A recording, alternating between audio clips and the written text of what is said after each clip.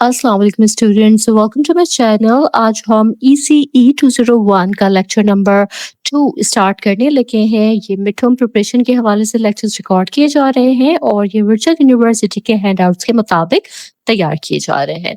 तो चलिए lecture start करते हैं। लैंग्वेज कंपोनेंट्स, जैसे हमने पढ़ा था लास्ट लेक्चर में भी, कि हमारे पास 6 कंपोनेंट्स हैं, जिसमें शामिल है phoneme, phonology, morphology, syntax, semantics और प्रैग्मेटिक्स। ठीक है, तो सबसे पहले हम देखते हैं कि फोनीम क्या होते हैं। फोनीम दरअसल आवाज की सबसे छोटी इकाई है, सबसे छोटा यूनिट है जो किसी लफ्ज के मायने को बदल सकती है। मसलन पैट और बैट। ठीक है, यहाँ ना सिर्फ पी और बी की आवाज का फर्क लफ्ज का मतलब बदल देता है। ठीक है, इसी तरह हैट में 3 फोनेम्स आते हैं, HAT। ठीक है, ये याद रखें कि हर हुर्फ यानी हर अल्फाबेट जो है वो एक फोनीम नहीं होता। जैसे एक लफ्ज है शेप, इसमें 5 हुरूफ हैं मगर सिर्फ 3 जो है वो फोनीम है, जो कि है SH जो श है और A और P। ठीक है, सिर्फ ये 3 जो हुरूफ हैं ये फोनीम है। बच्चों के लिए फोनीम बहुत अहम होते हैं क्योंकि यही वो बुनियाद है जिससे वो आवाजों में फर्क करना और बोलना सीखते हैं। बच्चे पैदाइश के पहले साल के अंदर ही मुख्तलिफ आवाजों को पहचानना शुरू कर देते हैं। देखिए यहाँ ना एक बहुत अहम फर्क समझना जरूरी है कि फोनीम जो है ना वो आवाज को जाहिर करता है, ना कि अल्फाबेट को। ठीक है, जैसे अंग्रेजी में अगर 26 अल्फाबेट्स हैं तो उनमें से तकरीबन 44 जो है वो साउंड पे बेस करते हैं। ठीक है, वो 44 जो है वो फोनीम्स कहलाते हैं। ठीक है, यानी एक ही हुर्फ मुख्तलिफ आवाजें दे सकता है और कभी कई अल्फाबेट्स मिलकर एक ही आवाज बनाते हैं। एग्जाम्पल्स आपको समझाती हूँ कि जैसे एक लफ्ज है शेप, इसमें 5 हुरूफ हैं। ठीक है, SHAPE शेप, इसमें 5 हुरूफ हैं, लेकिन इसमें साउंड वाले जो अल्फाज हैं, ठीक है, जो साउंड वाले जो इस पे साउंड वाले अल्फाबेट्स कौन से? इसमें साउंड वाले अल्फाबेट्स जो हैं वो सिर्फ 3 है। एक SH मिलके एक साउंड बना रहा है। ठीक है, एक अ का एक साउंड है और एक प का एक साउंड है। ठीक है, तो ये 3 जो है ये फोनीम्स हैं। इस तरह लफ्ज कैट है अगर, तो उसमें 3 आवाजें हैं, क, अ, ट। ठीक है, ये 3 फोनीम्स है। इसी तरह लफ्ज अगर थिन है तो थिन में जो 2 अल्फाबेट्स हैं वो मिलकर एक ही आवाज बना रहे हैं, थ की। ठीक है, तो ये एक फोनीम है। लिहाजा फोनीम जो है ना वो हमेशा हुरूफ के बराबर नहीं होते हैं, वो एग्जैक्ट अल्फाबेट्स जितने नहीं होते, ये सिर्फ साउंड अल्फाबेट्स होते हैं जिनका साउंड बन रहा हो, वो फोनीम्स कहलाते हैं। ठीक है, तो देखिए जबान में ना फोनीम का सबसे बड़ा किरदार क्या है, वो है माने बदलने का है। अगर एक आवाज बदल जाए तो पूरा लफ्ज जो है उसका मतलब ही बदल सकता है। ठीक है, जैसे अब अगर एक वर्ड है पेन, अगर पेन को 10 कर दिया जाए, प की जगह ट लगा दिया जाए, तो सिर्फ ये एक वर्ड के साउंड चेंज होने से ये वर्ड पूरा बदल गया, उसके मीनिंग्स पूरे बदल गए। ठीक है, इस तरह फैन है, फैन की जगह अगर वैन कर दिया जाए तो फ और व, ठीक है, वर्ड चेंज हो गया, आवाज बदल गई, मीनिंग पूरा बदल गया। ठीक हो गया। ऐसे अल्फाज जो सिर्फ एक आवाज के फर्क से माने में फर्क ले आए उन्हें मिनिमल पेयर्स भी कहा जाता है। ठीक हो गया। तो देखिए जब बच्चा ज़बान सीखना शुरू करता है ना तो वो सबसे पहले आवाज़ों को पहचानना सीखता है। ज़िंदगी के पहले साल में ही बच्चा मुख्तलिफ आवाज़ों में फ़र्क करना सीख लेता है। फॉर एग्ज़ाम्पल के वो पहचान लेता है कि म और ब 2 अलग आवाज़ हैं। ठीक है? जैसे-जैसे बच्चा बड़ा होता है वो मुख्तलिफ आवाज़ों को मिलाकर अल्फ़ाज़ बोलना सीखता है, जैसे कार, बॉल, मामा। ठीक है? इसीलिए फोनेमिक अवेयरनेस यानी आवाज़ों की पहचान जो है बच्चों की पढ़ने और लिखने की सलाहियत का पहला कदम है। ठीक हो गया। आई होप आपने अच्छे से अंडरस्टैंड किया होगा इस फ़ोनीम को। तो देखिए फ़ोनीम ना ज़ुबान की सबसे छोटी आवाज़ की इकाई है। ये खुद माने नहीं रखती लेकिन माने बदल सकती है। एक अल्फ़ाबेट और फ़ोनीम हमेशा बराबर नहीं होते। एक आवाज़ बदलने से पूरा लफ्ज़ बदल सकता है। ठीक हो गया? मुझे उम्मीद है कि आपने इसको अच्छे से समझा होगा। ठीक है? मैं फिर से रिपीट कर देती हूँ कि देखिए फ़ोनीम ना वो आवाज़ है जो ज़बान की बुनियाद बताती है। ٹھیک ہے. اگر ہم آواز کو درست طریقے سے نہ سمجھیں یا بدل دیں تو پورے لفظ اور اس کا مطلب بدل جاتا ہے. ٹھیک ہے. تو اسی لیے بچے جب بولنا سیکھتے ہیں تو وہ سب سے پہلے انہی آوازوں کو پہچان کر آہستہ آہستہ لفظ اور پھر جملے بنانا سیکھتے ہیں. ٹھیک ہے. چلے جی آگے بڑھتے ہیں فونالوجی کی طرف. تو فونالوجی جو ہے نا وہ سسٹم آف ساؤنڈز ہے. ٹھیک ہے.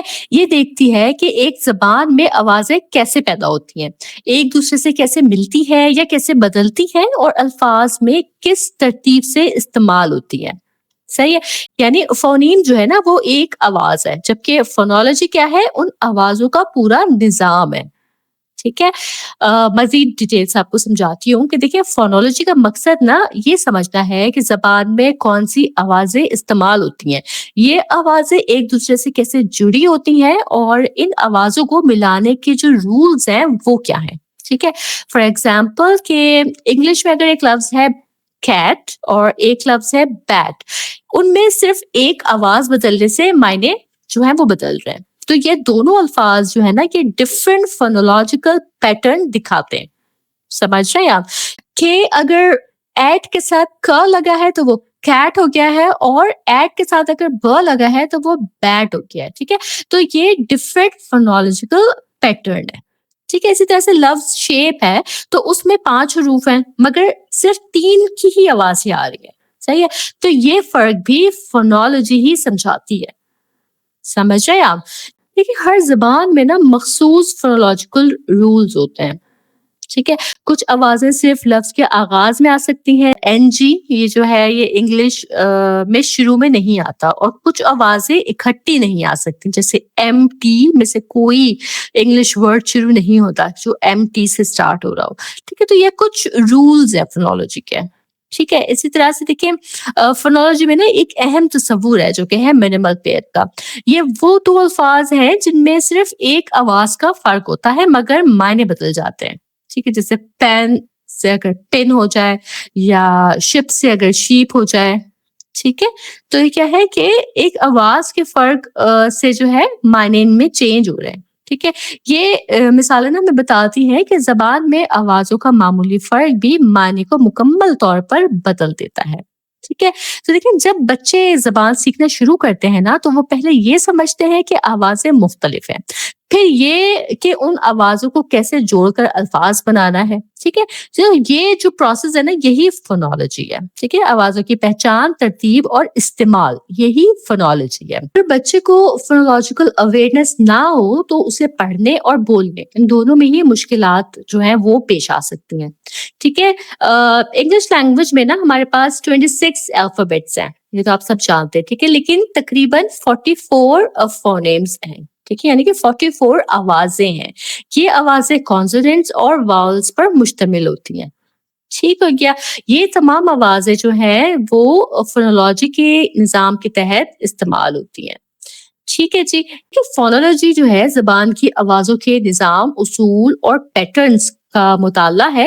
فونولوجی سے سمجھاتی ہے کہ مختلف آوازیں کیسے مل کر جو ہے وہ معنی خیز الفاظ بناتی ہیں. ٹھیک ہے. اور زبان میں کون سی آوازیں کس طرح استعمال ہوتی ہیں. کیونکہ بچوں کے لیے فونولوجی کی سمجھ بہت اہم ہے, کیونکہ اسی بنیاد پر وہ درست طریقے سے بولنا, سننا اور پڑھنا سیکھتے ہیں.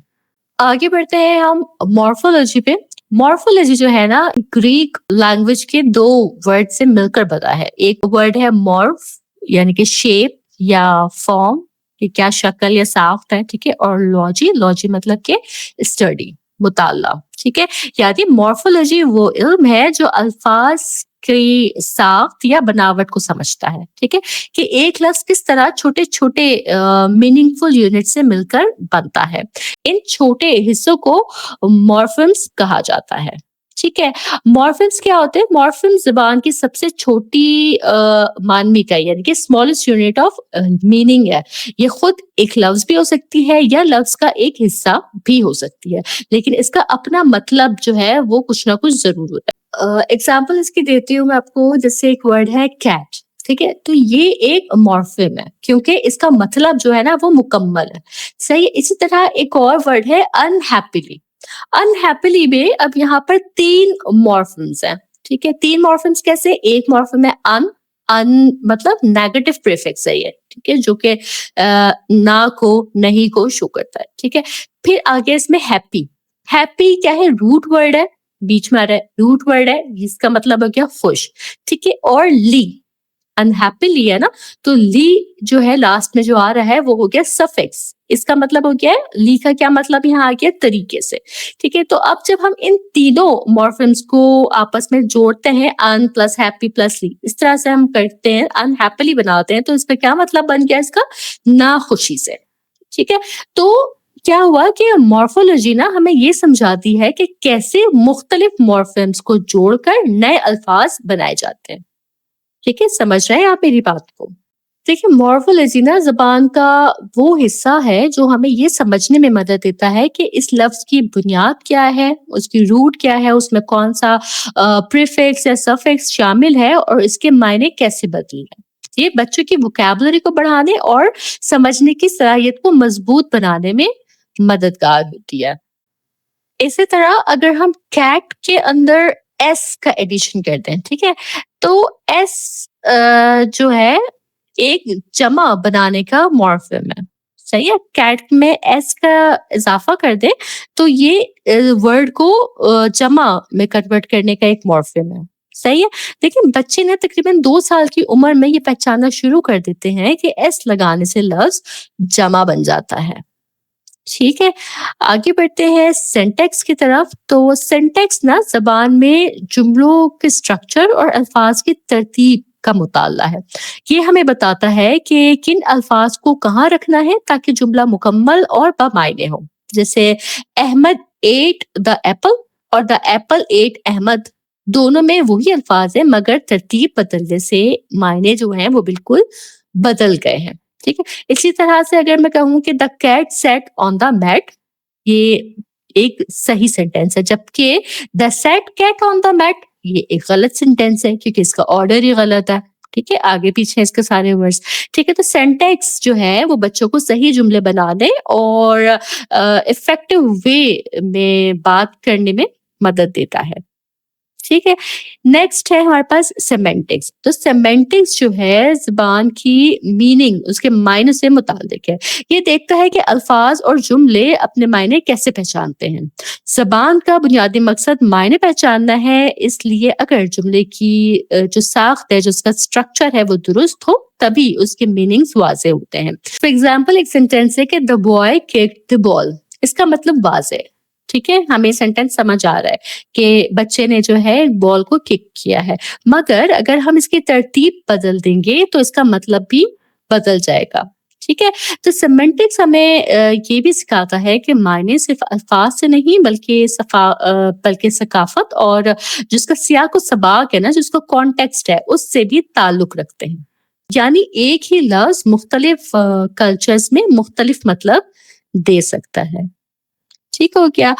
आगे बढ़ते हैं प्रैग्मेटिक्स की तरफ। प्रैग्मेटिक्स जो है वो ज़बान का सोशल यूज से मुताल्लिक होता है, यानी हम मुख्तलिफ हालात में ज़बान को कैसे इस्तेमाल करते हैं। मसलन बच्चा अपने वालिदैन से जिस अंदाज में बात करता है वो अंदाज अपने दोस्तों से बात करते हुए जो है वो मुख्तलिफ होता है, ठीक है। तो ये जो डिफरेंस है, जो फर्क है, ये प्रैग्मेटिक्स के जरिए समझा जाता है।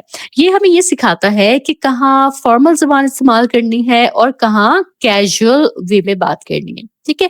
इसीलिए रोजमर्रा गुफ्तगू, कहानी सुनाने या स्कूल में बात करने के तरीके अलग अलग होते हैं। बच्चों के लिए प्रैग्मेटिक्स बहुत अहम है क्योंकि ये उन्हें ये सिखाता है कि मुख्तलिफ हालात में मौसर और मुहज़्ज़ब तरीके से बात कैसे की जाए, ठीक है जी। इसके साथ ही ये लेक्चर भी हमारा मुकम्मल होता है। इसको मैं बहुत ही शॉर्ट में आपके लिए समराइज कर देती हूँ कि देखें, ज़बान जो है ना, लैंग्वेज जो है वो मुख्तलिफ हिस्सों पर मुश्तमिल होती है, ठीक है। इसमें आ जाते हैं फोनेम्स, फोनोलॉजी, मॉर्फोलॉजी, सिंटैक्स, सेमेंटिक्स और प्रैग्मेटिक्स, ठीक है। फोनेम्स जो है वो आवाज की सबसे छोटी इकाई होते हैं, ठीक है, स्मॉलेस्ट यूनिट ऑफ साउंड होते हैं। कि फोनोलॉजी जो है आवाजों के निज़ाम का मुताला है, ٹھیک ہے؟ مورفولوجی جو ہے الفاظ کے ڈھانچے کو سمجھتی ہے، اس کے اسٹرکچر کو سمجھتی ہے، اور سینٹیکس کیا ہوتا ہے؟ سینٹیکس جملوں کی ترتیب اور اس کے اسٹرکچر کو بیلنس کرنا سکھاتا ہے سینٹیکس، ٹھیک ہے؟ سیمینٹکس معنی کے پہلوؤں کو واضح کرتا ہے، اور پریگمیٹکس جو ہے زبان کے سماجی استعمال کو بیان کرتا ہے، ٹھیک ہے؟ یہ تمام کمپوننٹس مل کر انسان کو مؤثر انداز میں بات چیت کرنے، سوچنے اور دوسرے سے جڑنے میں مدد دیتے ہیں، ٹھیک ہے جی؟ اس کے ساتھ ہی ہمارا یہ لیکچر بھی یہیں مکمل ہوتا ہے۔ مجھے امید ہے کہ یہ آپ کو سمجھ آیا ہوگا۔ اگر آپ کو کسی بھی قسم کی کوئی پریشانی ہے، کوئی کانسیپٹ نہیں سمجھ آیا، کوئی بات نہیں سمجھ آئی، تو آپ مجھ سے ضرور کمنٹ سیکشن میں پوچھ سکتے ہیں۔ میں انشاء اللہ تعالیٰ پوری کوشش کروں گی کہ آپ کو وقت پہ رسپانس دے سکوں۔ لیکچر میرا ضرور اپنے فیلو اسٹوڈنٹ تک پہنچائیے گا تاکہ میکسیمم لوگ ان لیکچر سے فائدہ حاصل کر سکیں۔ چینل سبسکرائب نہیں کیا ہے تو چینل ضرور سبسکرائب کر لیجیے گا۔ میں اپنے نیکسٹ لیکچر کے ساتھ انشاء اللہ تعالیٰ جلد حاضر ہوں گی۔ تب تک آپ سب اپنا بہت خیال رکھیے گا۔ اللہ حافظ۔